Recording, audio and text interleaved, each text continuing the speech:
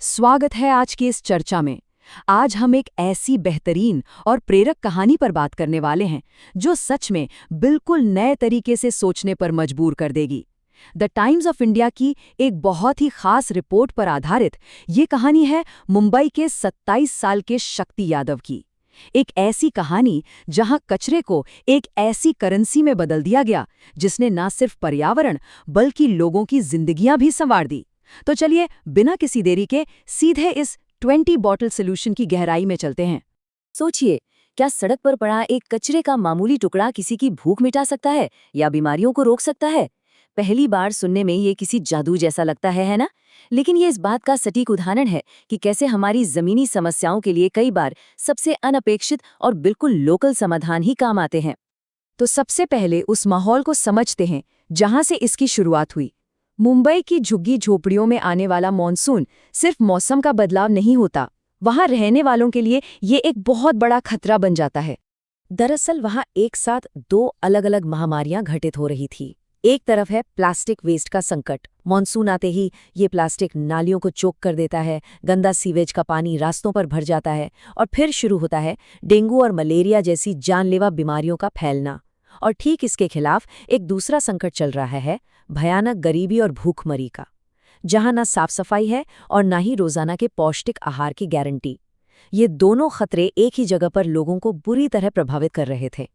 और यही एंट्री होती है हमारी कहानी के मुख्य किरदार शक्ति यादव की।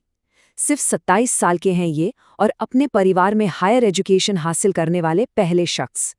शक्ति खुद इन्हीं स्लम्स में बड़े हुए हैं और उन्हें बचपन से ही इन मॉनसून की बारिशों से चिढ़ थी, क्योंकि उस वक्त पूरे मोहल्ले की हालत बिल्कुल नरक जैसी हो जाती थी।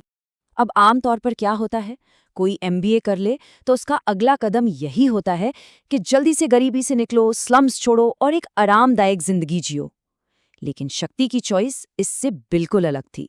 उन्होंने 2020 में अपनी अच्छी खासी कॉर्पोरेट जॉब छोड़ दी और वापस अपने लोगों के बीच आकर एक स्थायी समाधान बनाने का फैसला किया। उनका दृष्टिकोण इस एक स्टेटमेंट में बिल्कुल साफ झलकता है, मेरा लक्ष्य प्लास्टिक कचरे और भूख दोनों को खत्म करना है। ध्यान दीजिए, उन्होंने किसी एक आसान प्रॉब्लम को नहीं चुना। वो समझ चुके थे कि अगर प्लास्टिक हटेगी तो बीमारियां कम होंगी और साथ ही भूख भी मिटानी है तो दोनों का इलाज एक साथ करना होगा। तो आखिर उन्होंने ये किया कैसे? यहाँ शुरुआत होती है by food with plastic initiative की। चलिए देखते हैं ये मॉडल जमीन पर काम कैसे करता है। ये मॉडल इतना आसान और प्रैक्टिकल है कि कोई भी इसका हिस्सा बन सकता है। स्टेप 1, मुंबई के भांडुप इलाके के निवासियों को सिर्फ 20 खाली प्लास्टिक की बॉटल्स इकट्ठी करनी है। स्टेप 2, इन बॉटल्स को लाकर दीजिए और उसके बदले एकदम गरम, पौष्टिक और स्वादिष्ट खाना लीजिए। और स्टेप 3, ये जो भी प्लास्टिक इकट्ठा होता है उसे सीधे एक रिसाइकलिंग फैसिलिटी में भेज दिया जाता है। एक ठोस और बेहद असरदार समाधान। शुरुआत में थोड़ा संदेह होना तो लाजमी है, यहाँ तक कि खुद शक्ति की माँ को लगा कि ये सब काम तो सिर्फ अमीर लोग करते हैं जिनके पास फुर्सत होती है। लेकिन जब उन्होंने खुद देखा कि कैसे इस एक आइडिया ने कचरा भी साफ किया और भूखे लोगों को खाना भी खिलाया, तो उनके सारे डाउट्स दूर हो गए। अब आगे देखते हैं कि जो प्लास्टिक जमा हो गया उसका आखिर होता क्या है, क्योंकि यहाँ से ये एक पूरी तरह सेल्फ सस्टेनिंग इकोसिस्टम यानी एक सर्कुलर इकोनॉमी का हिस्सा बन जाता है। सबसे खास बात यह है कि ये इनिशिएटिव सिर्फ खाना नहीं खिला रहा बल्कि स्थानीय रोजगार भी पैदा कर रहा है। जिस रिसाइकलिंग फैसिलिटी में ये प्लास्टिक भेजा जाता है वहाँ उन्हीं कम्युनिटीज़ के लोगों को काम मिलता है जहाँ से कचरा उठाया गया था। मतलब भूख मिटाई, कचरा साफ किया और अब बेरोजगारी को भी ख़त्म कर रहे हैं। इसे कहते हैं असली एम्पावरमेंट। और रिसाइकलिंग की ताकत देखिए, वो प्लास्टिक जो कभी नालियां ब्लॉक कर रहा था और बीमारियां फैलाता था, अब बिल्कुल नया रूप ले चुका है। इनसे खूबसूरत फ्लावर पॉट्स बनाए जा रहे हैं, कोस्टर्स बनाए जाते हैं। और बात यही नहीं रुकती, ये प्रोडक्ट्स डोमेस्टिक कंपनी से लेकर इंटरनेशनल मार्केट तक में एक्सपोर्ट किए जा रहे हैं। एक पूरा का पूरा ग्लोबल बिजनेस मॉडल बन गया है। चलिए अब थोड़ा इनकी सफलता के आंकड़ों पर नजर डालते हैं, क्योंकि नंबर्स सच में बहुत इंप्रेसिव हैं और बताते हैं कि ये आइडिया कितनी तेजी से आगे बढ़ रहा है। 42,000। जी हाँ, ये वो नंबर है जितनी गरम, पौष्टिक और सेहतमंद खाने की थालियां अब तक बांटी जा चुकी हैं। हर एक थाली ने किसी न किसी की भूख मिटाई है और हर एक्सचेंज के साथ एनवायरनमेंट थोड़ा और साफ हुआ है। उसके बाद आता है ये नंबर 4500। ये उन लोगों की गिनती है जिन्हें इस ग्रास रूट्स मॉडल ने सीधे तौर पर मदद पहुंचाई है। कचरे और भुखमरी के उस चक्रव्यूह से निकलकर इन लोगों को एक नई उम्मीद मिली है। और ये आखिरी मैट्रिक देखिए, 1000।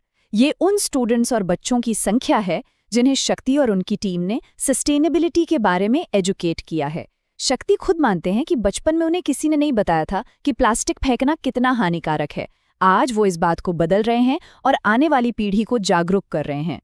और सबसे हैरान करने वाली बात, ये मॉडल अब सिर्फ मुंबई की एक स्लम तक सीमित नहीं है। शक्ति ने जर्मनी में क्लाइमेट रिसर्च के लिए भारत को रिप्रेजेंट किया है। उन्हें 2023 में क्रॉस कल्चरल प्रोग्राम फेलोशिप मिली और आज मुंबई की झुग्गी झोपड़ियों में शुरू हुई ये आसान सी स्कीम निकाराग्वा और घाना जैसे देशों में भी पूरी तरह से एक्टिव है।